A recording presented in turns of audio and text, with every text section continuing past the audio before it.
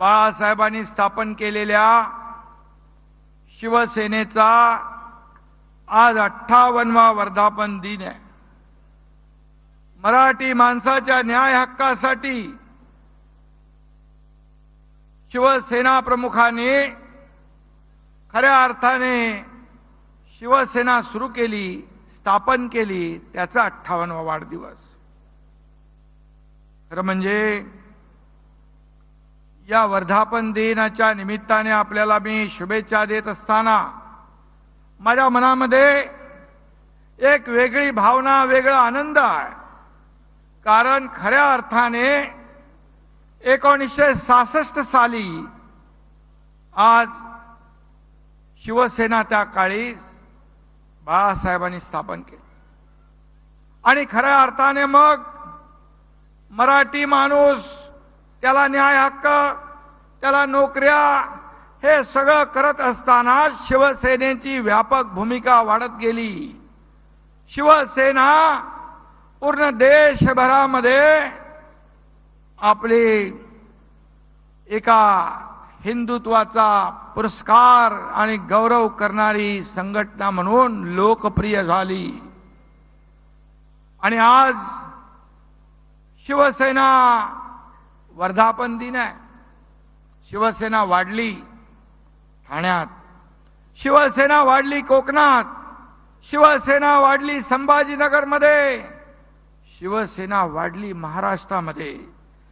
आणि हे सर्व शिवसेनेचे बालेकिल्ले आहेत आणि आपण हे बालेकिल्ले आज अबाधित राखले।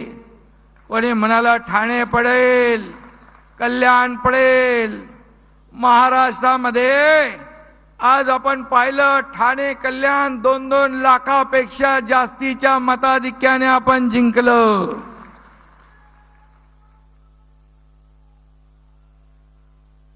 आणि संभाजीनगर जिंकलं।